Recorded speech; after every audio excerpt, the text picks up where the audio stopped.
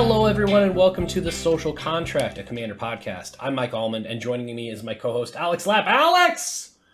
What's up, man? Not too much, Mike. Happy to be here. And today, I know that we love our cards that are not in very many decks. The little-known gems that we even have a section that we used to do sometimes.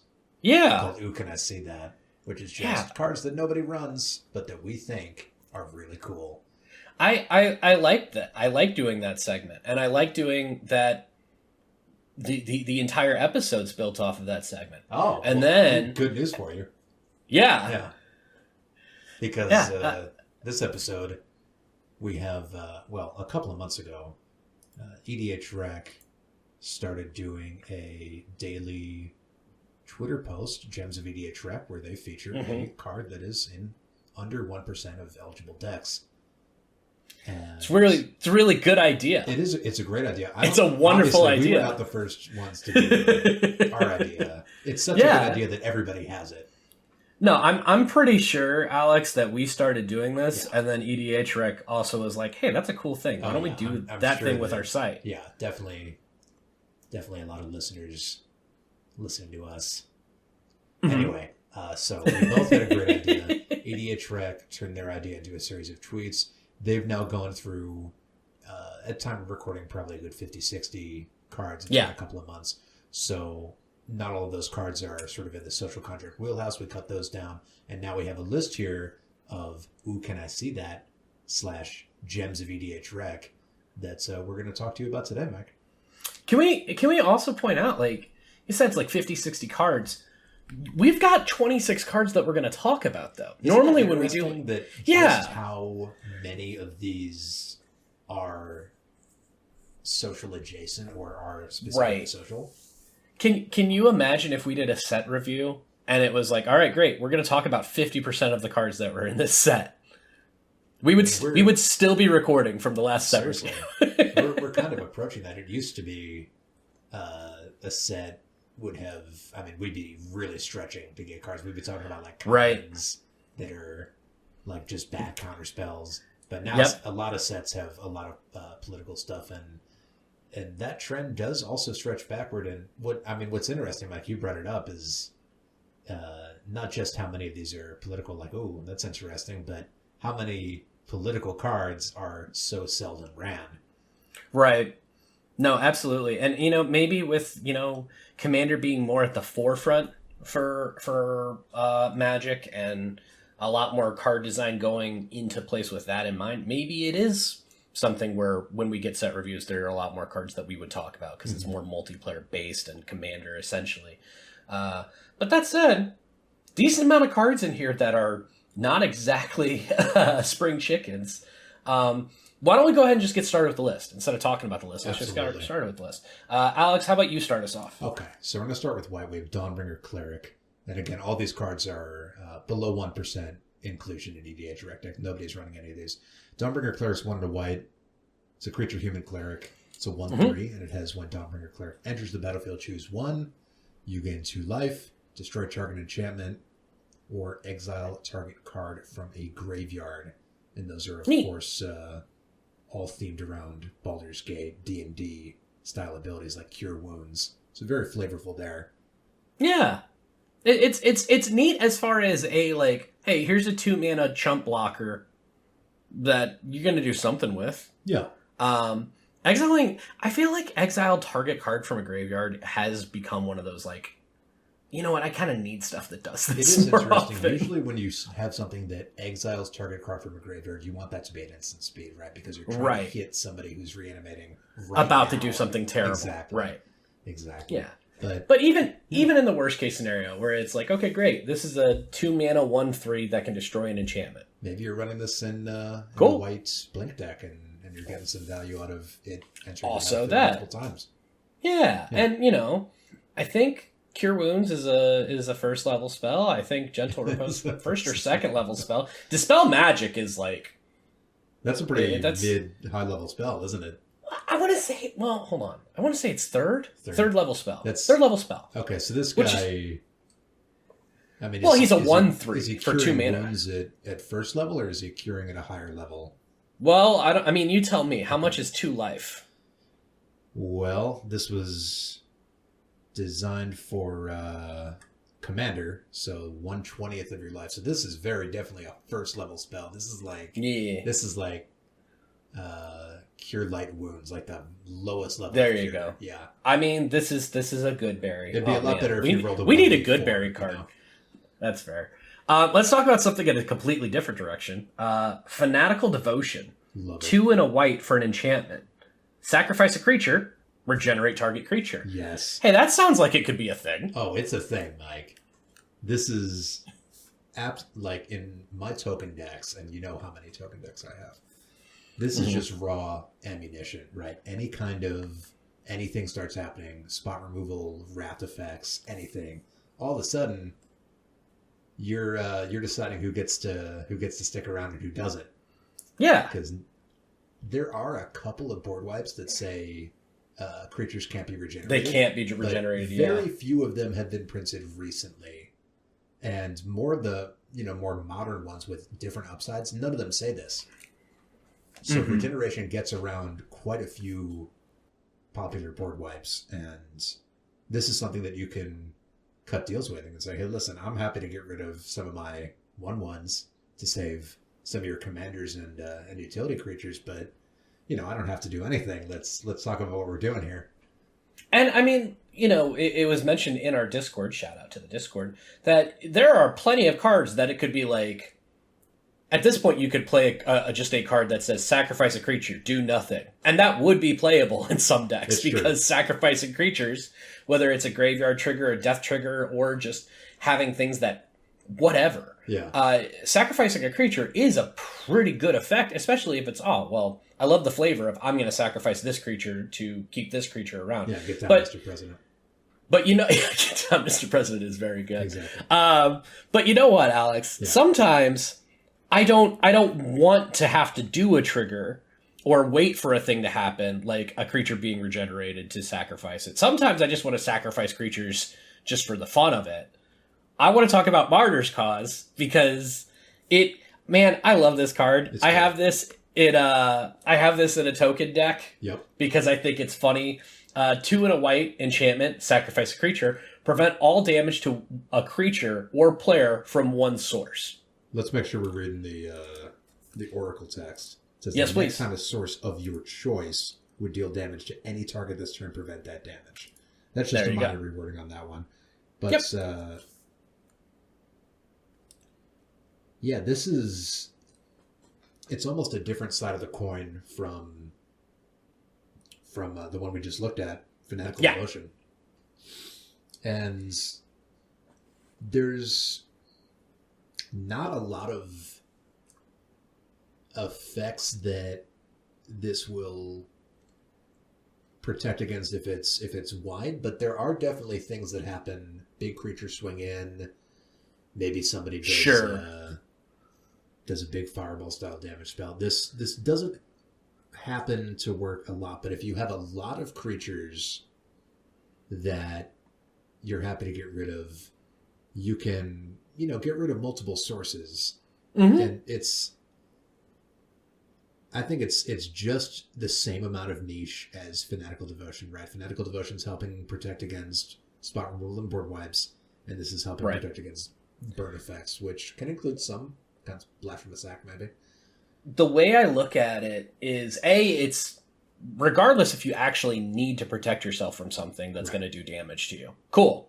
I've got a sack outlet for 3 mana that has some upside to do something else. Right. That's neat.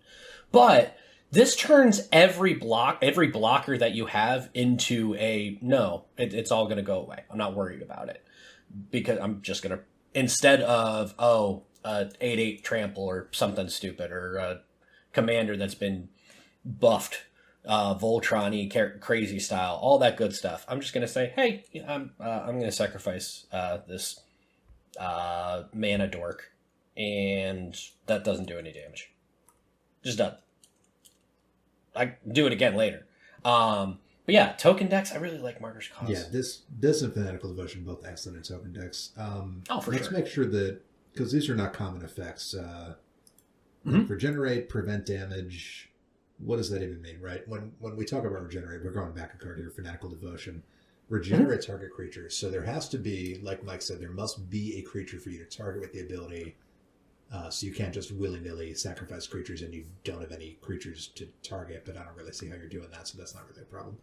But regenerate regenerate means the next time that this would be destroyed, instead tap it and you'll remove all damage. Okay? Yep. It doesn't have to be untapped. If it's already tapped, it'll just stay tapped. But, yep. Maybe some new players have never seen regenerate before. It's not very common anymore, and I think that I don't remember how. Yeah, I don't remember how regenerate works because I remember when I was like 10. Right. There was a creature that I thought was really cool because it had regenerate, and then I didn't know how regenerate works, so I just kind of went, all right, fine. Yeah, it's very simple. It's the next time that it would be destroyed. It isn't. You tap it instead. All right. And then we have the next time a source of your choice on Murder's Cause would deal damage to any target this turn. So you're not protecting necessarily. You have to pick the source of damage, right? So this needs to be in response to the source already being on the stack. Correct. Whereas regeneration, you can do it without that creature imminently being about to be destroyed, right? You can set it up earlier or in the moment, and that's probably a bit. That's probably going to cover the explanation from that one. Let's go ahead and move. Yeah. Let's go ahead and take a look at the Strict Proctor. So this is a last edition. Yeah, this is the new one. 1 and a white for a 1/3 Spirit Cleric with flying. Whenever a permanent entering the battlefield causes a triggered ability to trigger, counter that ability unless its controller pays 2. This is one of them obnoxious tempo pieces that I always go grr, but they're very effective. This is interesting, right? Because we definitely do have effects like Hushwing, Griff, and Torpor Orb that and Elishnorn and other machines that prevent triggers from happening at all. This is a little bit nicer, but it's also a little bit meaner, Mike. Right? Yeah. Because they can pay the 2 generic and get their trigger, but how important is that, right? Are they willing to sacrifice their own resources to make that trigger happen? And this is a 2-mana card. Yeah. So this is one of those, it could be played fairly early. It's a 1/3. Yeah. And it's got some evasion to it. So, like, it is kind of neat as far as okay, cool, this is here. I am going to, if it's in the first 5 turns, I am likely going to change somebody else's turn every round. Right. For at least a couple of rounds. Because if there's something that they're playing that they need that trigger and they only have enough mana to cast the creature, now they have to delay it, like you said, multiple turns maybe. Yeah. And all right, I'm just out of curiosity, real quick, I'm going to do a Google search on how many cards have ETB abilities. Alex, my computer's melted. Can you still hear me? Yes. It's gone. Okay. So yeah, it's a pretty broad-ranging card for something that's a big part of the game. It's lands, artifacts, anything. Look at that, Strict Proctor. And this Good is very, very cheap card. Whereas I know that some of the more hardline ones can get a little more expensive. I don't know how much Torpor is these days, but this is a pretty cheap stacks piece, and it's a hate bear. Although it's a 1/3, I don't know how that happened. It's a what's it? So what? We got to come up with a different like a creature, giant or something, whatever it is. Or something that's more tough than strong. I'm not the magic lingo professional who knows all of the names for everything, but 1/3 has a name. I'm sure it does. Can I call it a hate hippo? Sure. I like the alliteration, even though it's not completely on there, but that's all right. Why don't we move on to blue? Talk to me about Defying Gravity. This is interesting. Great song, by the way. Gravitational Shift is 3 blue. That's 5 mana for an enchantment. Creatures with flying get +2/+0. Creatures without flying get -2/-0. Very interesting kind of moat style effect here, but not nearly so so harsh as something like original Elish Norn or Moat, where Right. creatures with flying just can't attack you, or with Elish Norn, just everything that everyone else gets is -2/-2. Mhm. Now, definitely you can only run this in a Flyers deck, but that's not extremely strict, right? There are a lot of tribes that have flying, and blue probably has quite a few of them: insects, birds, things of that nature. Right. And nobody's running this, even in those decks.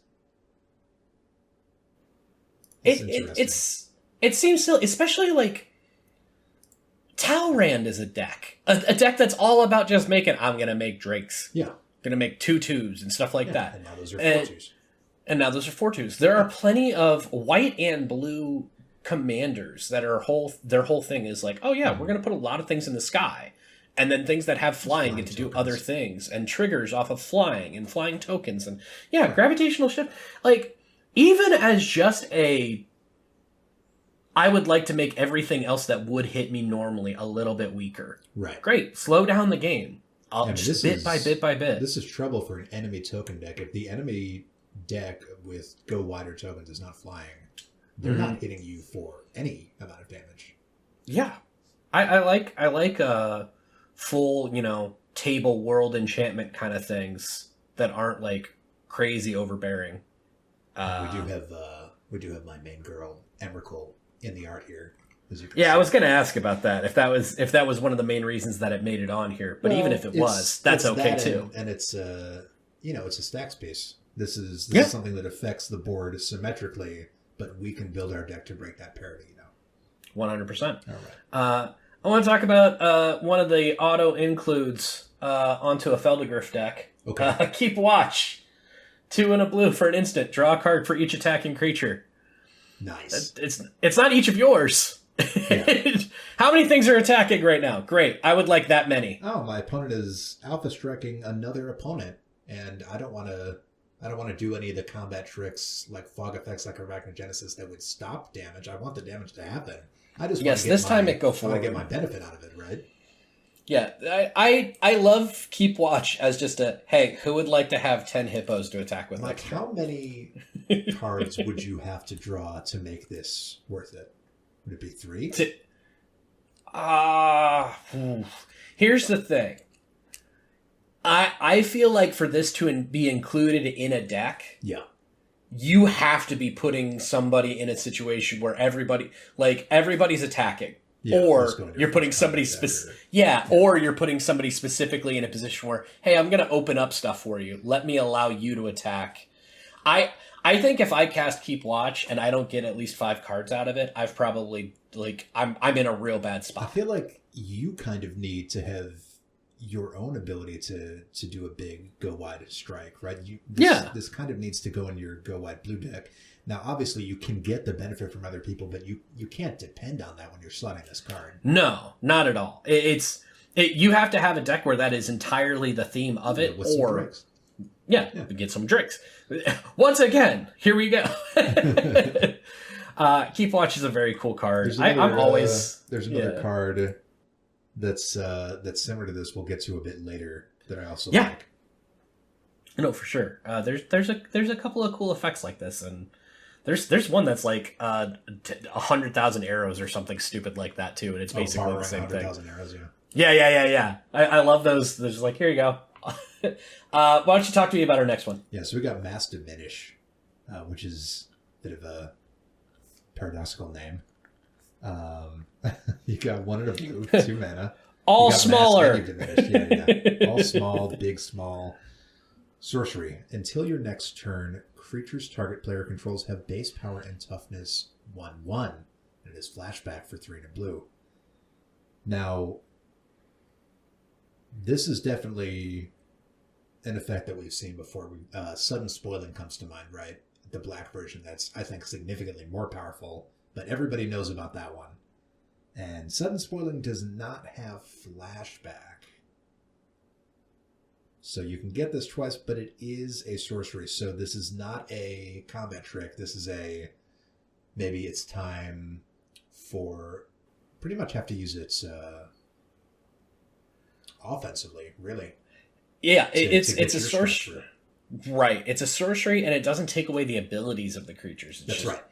It just makes them small, which is fine. Great. I'm gonna attack. And if you'd like to defend yourself, just know that these things that you're defending with are probably gonna die. And it's really good as a rattlesnake, just sitting there and being. I got to figure out some way to deal with the other situations on the board because now it's in the yard because it's in the yard. Yeah. And it's a fair rattlesnake because it's in the yard, but you can only activate it on your turn. Yeah. That's all right. I got no problem with that. So yeah, Mass Diminish. Great. Transform from brute to cute is a very, very good flavor text. Brute to cute. Cute to cute. Oh, I'm joking. But you know what? Sometimes when you diminish things, you have to rebuild it. So let's talk about rebuild. I don't know how I feel about that segue. I don't care. No. I can't go back now. What do I do? I will rebuild my reputation by reading this card without making a mistake. 2 and a blue. For an instant, return all artifacts to their owner's hands. And it has cycling for 2. That's not bad. That's not bad at all. It's, hey, all of it go back. Too many treasures, too many whatevers. That's what I'm imagining, right? Is you're bouncing everyone's treasures. Well, better crack them now and find somewhere to use them because you're not ever getting those back. I hope you have some instant speed blank because it's all gonna go away. It's not a dead card if there's not enough artifacts on the field. You can draw a card. Yeah, no, rebuild is a good card. How much is rebuild? Like, it's an uncommon. It's nothing. Yeah, it's 7 cents. 7 cents. Yeah. That's a good card for the amount of treasure-based creatures, decks, all that stuff at this point, and just artifacts being nuts. Mana rocks. Yeah, like just okay. You know what? We need to do a soft reset on some of this stuff. It's a feels bad card, but it's not a hate card. The mass, all my stuff. The mass bounce like this is usually a time walk, right? Because a lot of people, especially in mid-late game, they have a lot of mana rocks online, might have some artifact creatures, some important artifacts to make their deck work, and like you said, treasures. And this basically says, you know what? You're going to need another turn to get back to where you were. Yeah. No, I got no problem with that whatsoever. Rebuild is a cool card. I will have to add this to a thing or two.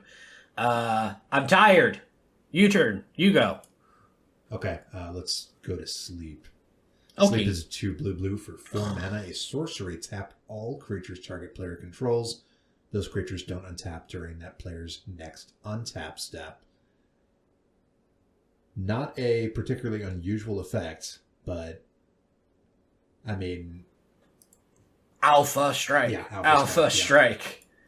All right, everybody, go get that one. You might even be able to get 2 full rounds of Alpha Strikes in from multiple depending, people. Yeah. I just... The fact that there are so many powerful cards and effects that make us, like, freak out when we see them. Yeah. But then you just have, like, 4 mana sorcery. Target player probably doesn't live to through their next turn. Like, all right, great. Here's your turn. I hope you have something to do. What are they going to do? They can't. Yeah. They can't defend against anything. Yeah. Play some extra creatures, I guess. You still have your mana. You still have the ability to play the game. Right. You're just... Any of the stuff that you were going to do with your creatures is probably going to be a little bit harder. And the shields are real bad. How do you encourage your opponents to do a big strike for Keep Watch to proc? Yeah, there you go. I don't know how about you make an opponent completely vulnerable. Keep Watch. Yeah. No, I'm going to go to sleep. All right, fine. No, I like sleep as a spell. I want to say I've got it in one deck. Really? I could probably put it in another. Interesting. Yeah, listen. Lots of creatures. If lots of tokens, I want to get it. I want to get them through. I like sleep. Let's move on to black though. With the classic Crypt Rats. 2 and a black for a 1/1 rat. Has the ability X. Crypt Rats deals X damage to each creature and each player. Spend only black mana on X. So... It's a pretty powerful group slug effect right there. I mean, if I've got a lot of treasures and somebody is going to cast Rebuild on me, at least I've got something to do with it. Yeah. Because, man, each creature and each player is always one of those oofa-doofa. It's interesting, right, because, rat cards in general tend to be these things that go wide. Maybe they allow you to include any number of the card, or in this case, allow you to hit any number of things. But yeah. And, like, don't get me wrong. Unless you're really putting a lot of cards into order here, it's not going to survive either. So it's a one-time kaboom. Yeah. But what a rattlesnake at the same time as you're doing it. It's like, boy, howdy, Mike. Wouldn't it just be miserable if you were to give this infect? Goodness gracious. We can't do that. I mean, so hold on. I guess the whole plan at that point is I'm going to put a poison counter on, at least one poison counter on everybody else. No, we're going to put in 10 black mana, and everyone's going to lose the game. Everyone lose. Goodbye. Draw. Yeah. Who wins? The rats, but not even them, because they're gone too. Looking at the prices down here, all of these are under 50 cents, except for the 7th edition promo foil, which is over $50. Interesting. Well, rats are expensive unless they're weird, I guess. I mean, it's been reprinted several times. Flip that over. Never mind. Point is, crypt rats are pretty cool. All right. Talk to me about something that is not a rat. Yeah, how about Custody Lich? This 3 black, 5 mana for a creature zombie cleric, 4/2. When Custody Lich enters the battlefield, you become the monarch. Whenever you become the monarch, target player sacrifices a creature. That's very cool. Something that's relevant to keep in mind here is that once you've introduced the monarch mechanic into the game, it's in the game until the game ends. So this is not going to be a one-off where like, oh, I just paid 5 mana for a 4/2 and an opponent sacrifices a creature. No, every time that somebody steals it and you steal the monarch back, which probably is going to happen multiple times over the course of the game, you're just going to get that free bonus effect. Target player sacrifices the creature. And the monarch is, you don't necessarily even have to build a whole deck around the monarch for it to be a fun mechanic, right? It encourages combat. It gives you that extra bit of card draw. I like it. And it includes a lot of deals too. It does. So here's the thing. I love Monarch is one of my favorite like features in Magic. Mm-hmm. It's just like, oh, here's this really easy first blood kind of thing. Yeah. But it passes around and that's cool. Plus then you get to be, do the I'm the king of the castle and like make a fake hat or something like that. You go a lot farther than I do with the Monarch. Oh, heck yeah. Like if I have the ability, I'll be like, I am the Monarch. And somebody will be like, I've got a Monarch token. And I'll be like, no, thank you. I would like to find something more. This dime store to you. Yeah. Boop. Something like that. Yeah. I enjoy that. I was unaware of this card. And I mean, I've got a Thantis the Warweaver deck. And it is very much encouraging the mass swing. This would be such a cool card to put in. Oh, for sure. Absolutely. Yeah, I failed you, Thantis. I will get you a zombie cleric very soon. We'll talk about an old favorite of ours, not that old, that is quite similar to how Monarch works, but in kind of a different direction. We'll get there later. Yeah. Before we do that, though, let's go to our next card, Malicious Affliction. It's just a fun title to say there. Yes. So this is black for an instant with Morbid. When you cast Malicious Affliction, if a creature died this turn, you may copy Malicious Affliction and may choose a new target for the copy. Destroy target non-black creature. It's Morbid time. So, black for destroy 2 non-black creatures more times than not. Not bad. Not bad at all. Even just black destroy target non-black creature. As far as a rate, that's not bad. That can be a pretty good swing. Yeah, this is another great black card. This reminds me of Tragic Slip, where you get to do -4/-4. But if the creature died, you get -13/-13. Yeah. Everything. Yeah. And it's in a black deck that, I mean, maybe even a mono black deck. I think that you're going to have Morbid more often than not. Yeah. Oh yeah. It's instant speed. Yeah. So you can hold up 2 mana pretty easy. Yeah, you can line up a sacrifice or combat or anything. Or even just like your own blocker. Yeah. When great, you're attacking me with this thing. Cool. It dies. Now I'm gonna destroy 2 things. Was it worth it? That's a pretty cool card as far as a pretty cheap effect. Definitely.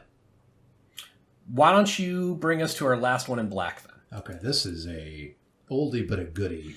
Yeah.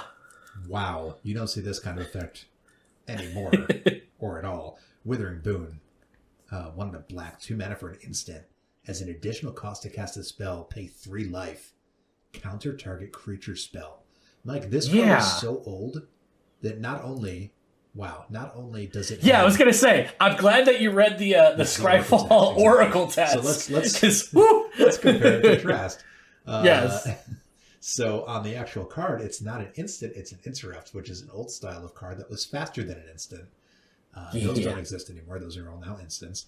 And instead of the templating as an additional cost to cast a spell, you pay 3 life. It's a weird activated ability of an instant, which you don't see that anymore. And it also is so old, Mike. It says counter target summon spell. How? Yeah. So old. This is from Mirage, which is in 1996. I was 6 years old. So weird. It's so weird as far as like It's so outside of the color pie. I feel like I saw this at one point and just assumed that it was an enchantment for a long time. Right. I was like, because that's a really good card. Because it has a colon on it. Why like, it's an instant. It's not even an instant. It's an interrupt. Withering Boon is cool. It's just as far as like a history of Magic. Here's this. Here, look how far we've come with our grammar and our affiliation to cards and what they mean. Very old Magic style artwork going on here by Robert Bliss. Yeah. This weird, just grotesque goblin-looking creature that is clearly being counterspelled or doing a counterspell. Yeah. Hard to tell. I think it's being fizzled out. Yeah, because of the hairs kind of being electric. Yeah, the hair, like, all of the appendages seem like they're smoking away, but I couldn't tell you, to be completely honest. Despite being from all the way back in Mirage, this is under $5. Yeah. Well, people would rather use all of their other black counter spells, I guess. I don't know. Temporal Extortion. Take an extra Fair enough. Unless it, No, that's not a counterspell. That's something else. That's something else. But that's still fun. Let's move on to red, and one of my favorite cards in red, Mass Hysteria. Cats and dogs living together. Yep. It just up becomes down becomes up. Yeah. This is a 1 mana enchantment, so red. All creatures have haste. Yeah, Mike. There's a green version of this card. It's a lot older. Concordant Crossroads. Yeah. Yep. This is it's under $9. It does the same thing. It's not a world enchantment, which is people barely even know or care what those are. This is a normal enchantment. All creatures have haste. We love it. Yeah, I guess is the reason that this is so, like, Concordant Crossroads has been reprinted. I feel like it's around 20-ish now. Maybe I'm off on that. It used to be worth a lot more. But is the reason that this is less just because red typically has more haste, so you get a little bit less benefit with this? Or, like, because I like this effect. Hey, everything go fast. Group Slug, everything go fast. Crossroads has been reprinted. It was only reprinted in Devil Masters and Secret Lair. Other than that, not since Chronicles. Oh, sure. I was just comparing it to Mass Hysteria's Never more than anything else. This has never been reprinted. You're right. Yeah. I think that red tends to have better access to haste than green, like you were saying. Yeah. Oh, well, there you go. Concordant Crossroads, $13. Yeah, you can get a $13 Concordant. It's cheaper than it used to be. Oh, yeah. Very cool. But yeah, Mass Hysteria, this is in the Thantis deck. This is in a lot of my just Goblin decks that don't have Mass Hysteria are not having as much fun as they should be. Well, fun things start to happen when you start to lift the restrictions that the game places on you. When you do things like ramping and drawing for the whole table, giving everything haste. Well, now people aren't having to measure out each turn so carefully. Maybe they'll just swing in with some stuff, have a good time, And the other part of that is people going into the same, debate, argument, conversation, whatever you want to call it, that we typically have when people are like, well, I don't want to do an effect that's going to help my opponents. Oh, yes, you do. If you do something that helps all of the table, the amount of times that it's going to come back to bite you is less than you think. Yeah. Because you're not the biggest threat because you're giving the table effects more times than not. Some players might think that way. Some players reach might the odd player who is completely just pig-headed. Anybody who's playing group hug, politics off the table, we slay him out first. That player was going to be annoying to play against no matter what kind of deck you're playing. I mean, sometimes I get where they come from, where it's like, no, this is part of the strategy. I cannot handle a player giving extra access to resources, getting rid of effects, doing this stuff for the entire table. Then I guess you better spend because it's going to ruin me. Remove my 1-mana enchantment. Totally. I get the disruption on it. It's like, I don't like tempo decks because I don't like slowing down the game. I love group hug and symmetrical effects because I want everything to go. Let's go faster. Loosey-goosey, have a good time. Let's get an extra game or two in the actual session tonight, while also being able to do some crazy nutso stuff while it's happening. Yeah. Yeah. Why don't you take us to a big dragon How boy? about this one? Nobody's running this dragon, Mike. Obsidian Charmaw. 3 red, 5 mana for a dragon 4/4. This spell costs 1 less to cast for each land your opponents control that could produce colorless mana. Mike, do you think that people run non-basic lands in Commander? Probably not.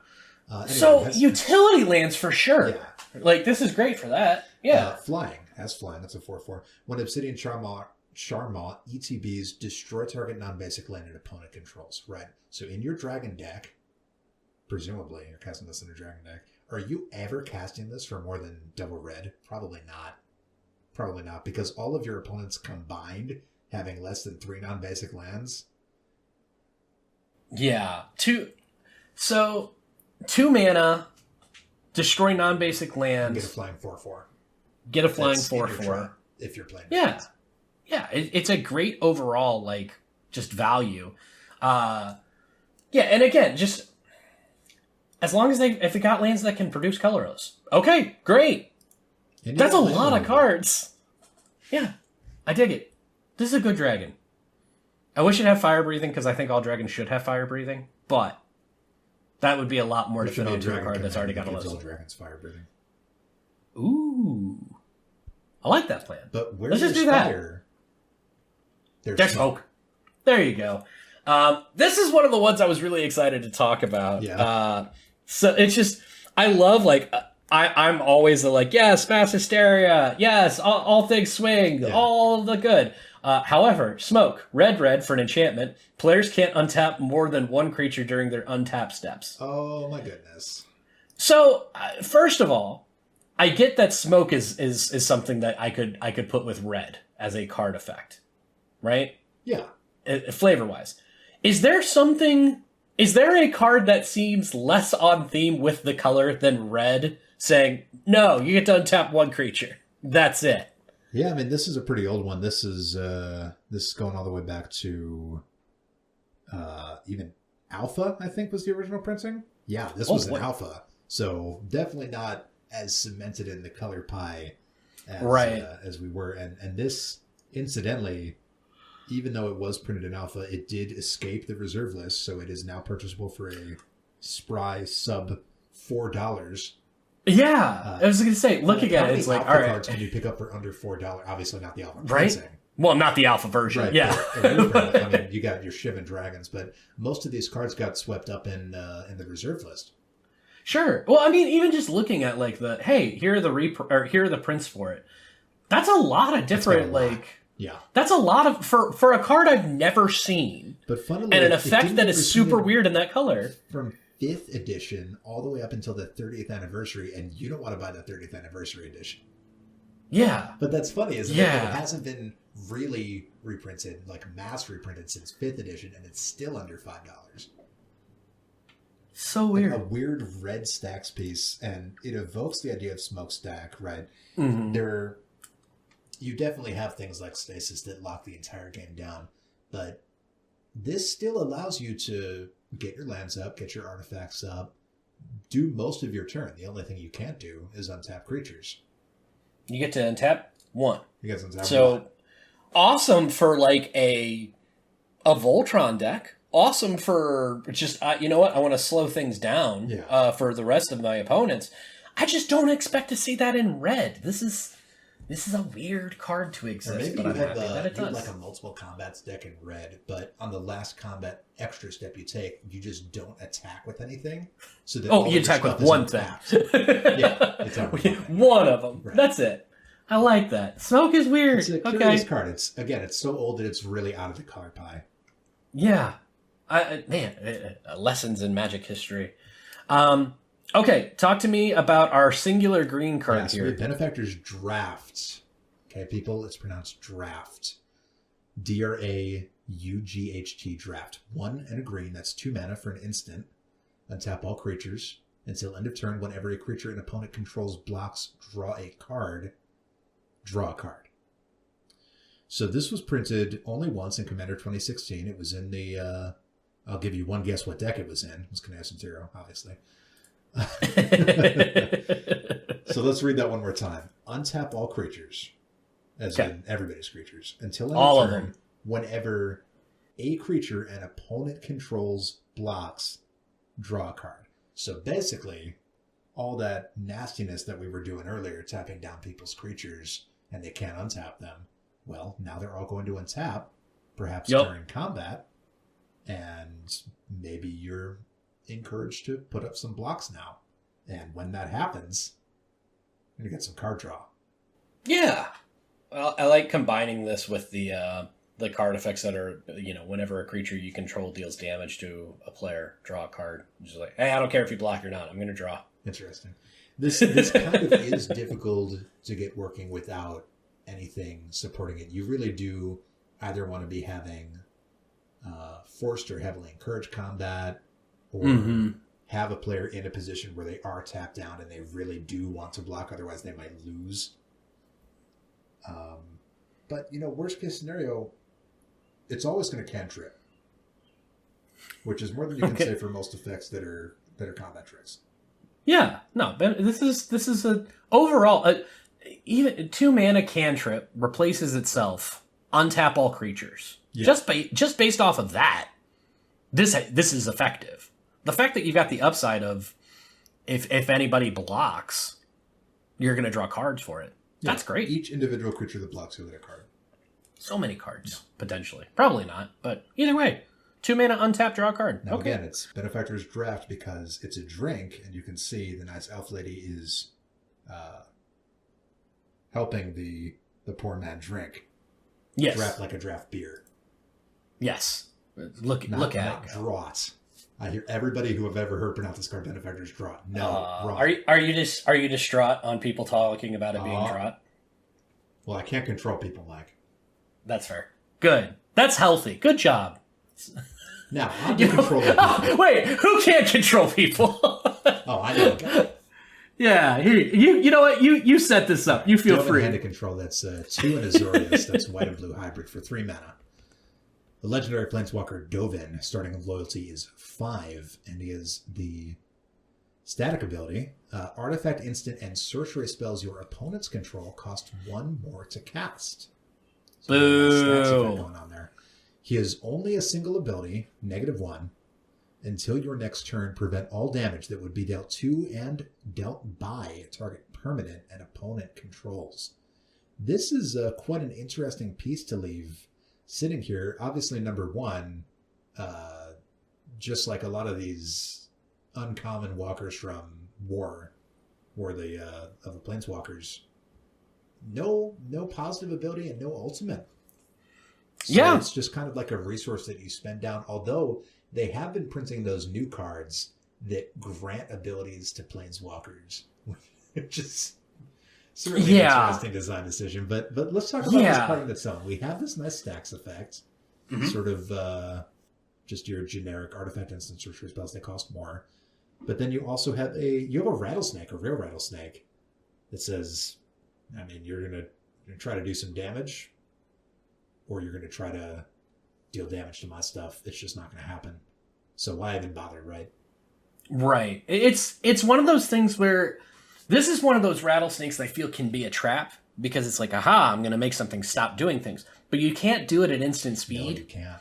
So somebody could just depending on how much damage they can do, they can be like, all right, great, I'm just going to kill that thing. Because it's already probably going to be a target. Them, right? You can say, like, hey, listen, I know you got that Primeval Titan. That card's banished to be running that, but since you are, just make sure it's not coming at me, right? But the problem is, it's this Rattlesnake is sitting on a card that has an effect that people are probably going to get rid of just because of the effect. I mean, Josh Lequois says that every Planeswalker is a life gain spell. Yeah, that's very relevant here, right? Because even if people are like, kill the Dovin, well, you gain 5 life. And maybe they had to spend a couple of extra mana when they were casting spells before they could blow it up. And I've had this effect. I had this on I think it was my Rohan deck, my Ruhan deck. Yeah. But I had it, and I ended up using the ability on my creatures a couple of times on a couple of just like small dinky people that I gave. Them. Yeah. Well, and then I gave them, like Sword of the Animist. It's like, I just want to attack and get a land. I don't want it to die. I don't want to hurt anybody or piss anybody off right now. I just want to land. Okay. No, that's a clever idea, right? There are definitely effects that we like to get from attacks, and we want to get those to spread the love around, but we don't want to deal the damage with the attacks. So maybe don't that, right? Yeah, no, it's silly. And this card is absolutely dirt cheap. It's 20 cents, Mike. There you go. But you know what? I don't like Dovin. He makes things not fun. Right. Let's have some fun. Havoc Festival! Oh, hell yeah. 4 black, red for an enchantment. Players can't gain life. Fair enough. Okay. That's very Rakdos right there. That's very Rakdos. At the beginning of each player's upkeep, that player loses half his or her half their life rounded up. Just like, wow. This is one of those triggers where, how you're always worried about permanents you put down there do nothing, right? It's like, you're not even going to get the benefit until it comes back to your turn. Well, in this one, you're not going to get the detriment until it comes back to your turn. And I bet at that point, maybe someone's lost half their life, and maybe another person saw that and has already removed it. Or you figured out a way to get rid of it. Right. Or it doesn't matter, because they're going to have to try and get rid of it on your turn. Because I think this is actually an extremely playable card, Mike, but for sure. It's under a quarter, under 25 cents. It's like all of the other effects that we've talked about, where it's going to hit everybody. Yeah. And then you say, well, I don't want to take care of it yet, because I want to get some value out of this. Yeah. So it's going to get hit. So unless the person who's about to get hit with it stops at that time, it's going to get value. And like 6 mana is a lot, but it is.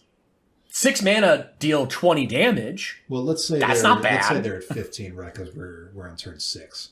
Sure. So if we're stealing, we hit 7. Maybe we hit 2 people. We get 14. Is 6 mana? 2 players each lose 7 life. Is that worth it? I think so. Yeah, probably. Heck, that's a pretty good burn spell right there. Man, Thantis is getting a lot of friends. There's so many cards in Gem that you can run. Well, and I specifically made that deck based off of we need to play and we need to be done in 30, 40 minutes. Cool. Everybody's going to go fast. Everybody's going to have a lot of mana, but everybody is going to swing. So the idea of just putting this out there in a couple of turns and be like, all right, great. Now everybody's going to start dying. Let's go. Doesn't matter who it is. Let's finish up. Right. Like, we love when the hate gets spread around in just a completely over-the-top way. But in this one, you can definitely see it coming. It's very cool. I like Havoc Festival a lot. Next one, Deathbringer Liege. I like the lieges. Yes. The 2 color different creatures that do cool stuff for the color combination that they have. Simic, excellent. Yeah. Yes, very good. Little lesser known one here. 2 and hybrid black white. So 5 mana total for a 3/4 creature horror. Other white creatures you control get +1/+1. Other black creatures you control get +1/+1. Whenever you cast a white spell, you may tap target creature. Whenever you cast a black spell, you may destroy target creature if it's tapped. Nice. Okay, so real quick, Yeah. do this fast. White creatures get +1/+1, other than it. Black creatures get +1/+1, other than it. Cast a white spell, tap something. Tap target creature. Cast a black spell, destroy target tapped creature. Yes. Very cool! Cast an Orzhov spell, destroy target creature. Yeah! Yes. Synergy. Very nice. It's like they had it in mind when they honestly made these the leaf things. cycle, like we were saying, I mean, it's the underutilized. as well as Oath of Liege is not part of the cycle. Not quite. But Murphy Liege, I run that in Vanifar. It's a great effect, great spell, and all of these have good value. But this Orzhov black white one, that nobody's touching this one, Mike. I'm going to make a Knights deck with no Knights in it. Cents. 19 cents. Holy cow! I'm gonna make a Knights deck with no Knights in it. It's just lieges, just Oath of lieges, Deathbringer lieges, Merfolk lieges, like all of the decks that have like lieges, oaths, stuff like that. And I'm gonna make it, and it's gonna be terrible, but it's gonna do some cool stuff in the meantime. Now, Mike, I was really surprised to see this card on the Gems of EDHREC list. Now, I can see it not being run in EDH, but I was of the understanding that this card saw competitive level play maybe in standard at the time. Boros Reckoner. Yeah. Which is Boros, hybrid red-white. That's 3 mana total. For a creature Minotaur Wizard, it's a 3/3. And Boros can do more than just combat. We've seen it. Whenever Boros Reckoner is dealt damage, it deals that much damage to any target. And then activated ability, pay Boros. It's 1 mana. Boros Reckoner gains first strike until end of turn. That synergy may not be immediately apparent if you're not looking at it, but if you're in a combat situation, Boros Reckoner gets blocked. At instant speed in response to the block, you activate the first strike ability, and it'll deal its damage first, and then maybe it kills the thing. If it doesn't, that thing will deal its damage back to it on the next combat damage step, and it gets to deal additional damage back to that creature. Maybe it kills it. It's almost like it gets Devil Strike. Yeah, in a weird way. Yeah. It's very cool about that.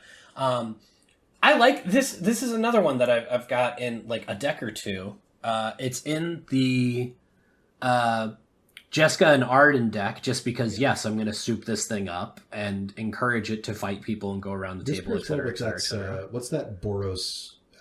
It's like Combat Master or something that allows you to dictate the entirety of combat. It's a Boros. Dang it, because it's a good one too. Something Mastery. Warcraft Mastery? Something like that? Master Warcraft? Master, yes. So let's pull that one up. Yeah. Master Warcraft. It immediately reminded me of that. And what a pairing, right? Master Warcraft, a card that might pair well with this. 2 generic and Boros. That's 4 mana for an instant. Cast a spell before attackers are declared. You choose which creatures attack and block this turn and how those creatures block. So you could certainly come up with some interesting synergy between that and Boros Reckoner. Assign Boros Reckoner to,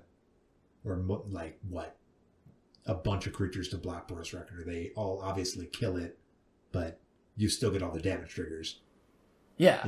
The other one that I enjoy this one is Jared Carthalion, True Error. He went to Jared. It's like, great. Yeah, give it to Jared. Okay, cool. I'm gonna figure out ways to pump him full of damage as much as I possibly can. All right, if Boros hitting deck, you can ping your own stuff. Mm-hmm. Yep, love that. It's so good. I dig it. All right, next one. Duragar Hedgemage, 2 and hybrid red-white, so 3 mana for a 2/2 Dwarf Shaman. When Duragar Hedgemage enters the battlefield, if you control 2 or more mountains, you may destroy target artifact. When Duragar Hedgemage enters the battlefield, if you control 2 or more planes, you may destroy target enchantment.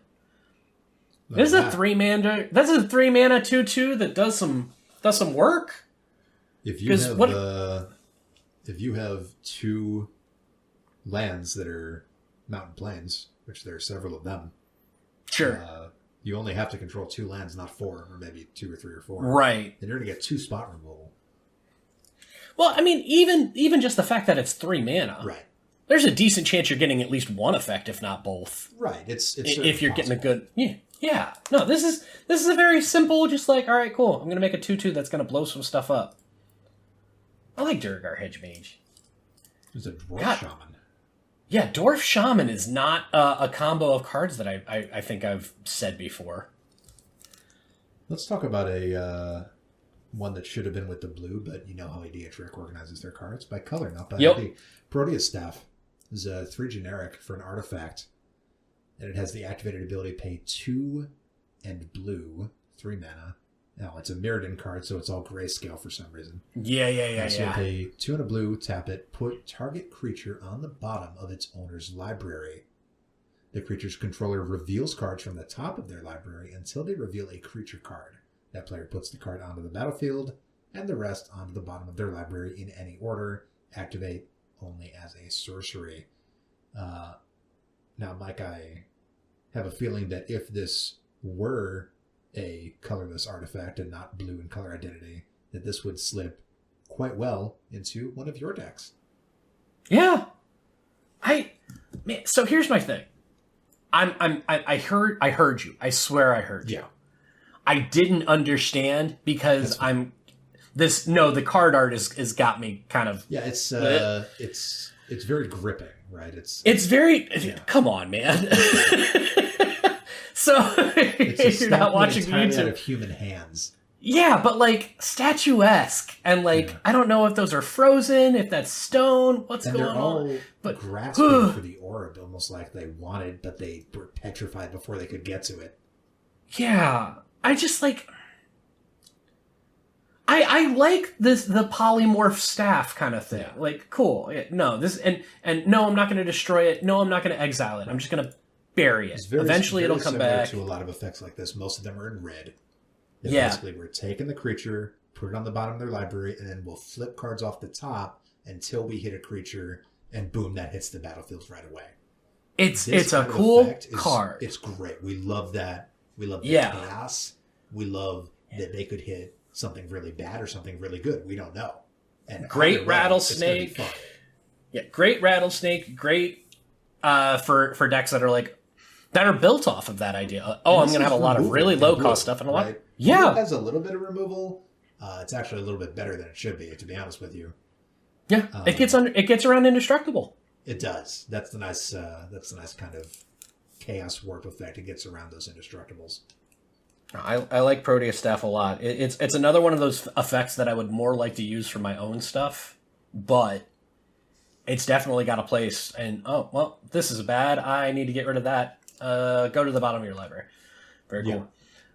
Yeah. Why don't you talk to me about our next card here? Absolutely. We got Cityscape Leveler. So this is an upgrade to the original Leveler for 8 mana. Target creature construct, artifact creature construct, excuse me. It's an 8/8 with trample. Whenever you cast a spell and whenever Cityscape Leveler attacks, destroy up to one target non-land permanent. Its controller creates a tapped Power Stone token. Power Stone token just being... Isn't that nice of you? It's, yeah, I should say so. This reminds me of a certain other card. Power Stone token is, that's just a token that taps for colorless mana. It also has Unearth 8. So you can get this back. This is reminding me of Terastodon. And and I really like when I'm removing things to give something back. Even if, some players might be like, well, that doesn't change anything. I mean, it's a lot better than nothing, and it can lessen the blow, right? I mean, you need to get rid of something really bad. Like, listen, we all know that thing is a complete monster, but here you go, you can ramp. So normally, I totally agree with you. I like generous gift over just destroy target creature or permanent stuff like that. Yeah. I will say Cityscape Leveler, it almost feels like it's a little insulting because it's such a big thing. So it's like, I'm going to compact this entire city into a tiny, tiny little rock. There you go. You can tap that for artifact stuff. It's just 8/8 trample when you cast it, when it attacks. Bad stuff for somebody. Also unearth, just in case you didn't get enough on the first end. Now, I think the original leveler, which I run in Mayan, is when in ETBs you exile your own library. Yeah. Which I used to win the game. Yeah, and then they made the Beamtown Bullies, and it's like, okay, cool, you can have this now. Have fun. Yeah, because stuff the like Beamtown that. Bullies totally invented Zedru style decks where you give bad things away. Oh, did I say that? I'm just saying. They here they do it effectively. That's all I'm saying. I love Zedru, but man, it was hard sometimes. Oh, we should stop fighting. Unearth, as I recall, is yes. you pay 8, you get it, it gains haste, and then you exile it. If that's right. Correct, yeah. Yeah, and there's another one that's you make a copy of it attacking each player or something like that. That's different. That is Encore. Right. Okay. Fair enough. Well, hey, we're talking about passing stuff around the table. This is my favorite card that needs to be like 2 mana less, and then I would run it in so many. I would run it in so many decks. Beautiful political group hug card costed like a selfish card, Mike. Why? So here's the thing, because it is immediately selfish. So it's Coveted Jewel is the card that we're talking about here. 6 mana for an artifact. When Coveted Jewel enters the battlefield, draw 3 cards. So 6 mana, draw 3, and you can tap it to add 3 mana of any one color. By itself, that's pretty good, if that right? was the only text on it, then I would understand it costing 6. That would make sense. Yeah, but then the reason that we actually care about it, yes. Whenever 1 or more creatures an opponent controls attack you and aren't blocked, that player draws 3 cards and gains control of Coveted Jewel. Untap it. Mike, that's why this card should be a 4-drop. Right? Right. Like, here's the thing. Yes, but like 6 mana, draw 3 cards, get 3 mana back that's good. And then but now I'm going to give it to everybody else. Right. I love Coveted Jewel. I want it to exist more often than it does. Yeah, I mean, a lot of the power that comes from Group Hug, right, is that reduction in cost because of how R&D balances cards. And this one, they've clearly, like, you're going to get almost all the value out of it immediately, so we're going to do full cost. Maybe if it entered under an opponent's control, we could make it cost less. Maybe. See, I'm almost wondering, like, okay, your Emrakul deck is really cool, so I'm not. There's just not. I'm not saying. Room. But I also sit here. It's like, man, it would be really cool for you to be like, all right, great. I'm going to do Coveted Jewel. I'm going to put this in here. I'm going to draw 3 cards. That's super great. I'm going to cast Emrakul. I am going to take over this person's turn. That person is going to attack me. I'm going to more cards to ruin your day. Right. Just okay, cool. Coveted Jewel is very much. First of all, I love when a card is like, no, I don't need to know what all of the text is on the card. What is this? It's a 6 mana jewel that people want. Yeah, no, that makes sense. Yeah, they want it for a reason. You just get 1 attacker through, and like I said, this is a lot like Monarch, but the stakes are quite a bit higher. Make some friends. Hey, I'll attack you with my 1/1 if you attack me with your 1/1. Just pass this back and forth. No, it's great. This didn't cost quite so much. Yeah, it's just a little bit too much. Oh well, we tried. Talk to me about our last card that we've got here. Yeah, Mike, we have an interesting one here. Tiller Engine. It says choose your mana for an artifact creature construct. Whenever a land enters the battlefield tapped under your control, choose 1. You can either untap that land or tap target non-land permanent and opponent controls. So we've had this problem for many years. You know exactly what I'm going to say, Mike. Mana bases, specifically lands, are expensive. They always have been, and they always will be. And the older and better they are, the more expensive they're going to get. So a lot of players are stuck with tap lands. Amulet of Vigor is a card that exists. That card's pretty expensive too. That one's pricey. This is quite a little bit like Amulet of Vigor, except you have another option. You have this. You have tapping down. So if you need it, you can use it immediately. If you don't, you can get some tapping down action. It's definitely an interesting one. I'm surprised to see that nobody's playing it, especially since it's so close to Amulet of Vigor. It obviously costs 2, Amulet costs 1. But this has another option on it, and it's a body. It's in my Damia lands deck. That makes sense. You run some tap lands in there? Well, not even just that there are tap lands in there, just the idea of being able to tap non-land permanents in a landfall deck when you do land, like it's such a small effect, right? But just being able to tap stuff down, whether it's something that has to activate for an ability that you don't want it to because you're going to do something else, whether you're trying to open up an attack for somebody, whatever it is, that by itself is pretty good. And then tap lands by itself for 2 mana. Yeah, I'm all for that. It's definitely an interesting one. It being so close to Amulet of Vigor and just not even being on the map when Amulet of Vigor is like considered to be one of the best cards. Right. Although not so much in Commander, it still definitely sees Commander. It's still a very good card. Yeah, it still gets played. I do love the idea of just like, I'm going to play an Evolving Wilds, and Evolving Wilds now says tap target non-land permanent and opponent controls, bring yourself a basic land. Basically. Tiller Engine's a cool card. I'm happy that it was on here. Yeah. It's like, hey, some of these cards I recognize, some of these cards I use, and some of these cards I'm gonna. What was your favorite one that we discussed? It's a good question. I think I'll have to say I like Fanatical Devotion the most, right? Okay. I'm already running it. Okay. And we talked about it earlier in the episode. Just the ability to completely dictate and reshape how a board wipe or spot removal is going to go at your discretion gives you a lot of political power. And one card being able to cut you so many different deals, save your own things, save somebody else's things, basically rewind a board wipe, just using your creatures as a resource. And even though you did point out that you do have to have a creature to target to regenerate, you only have to have one.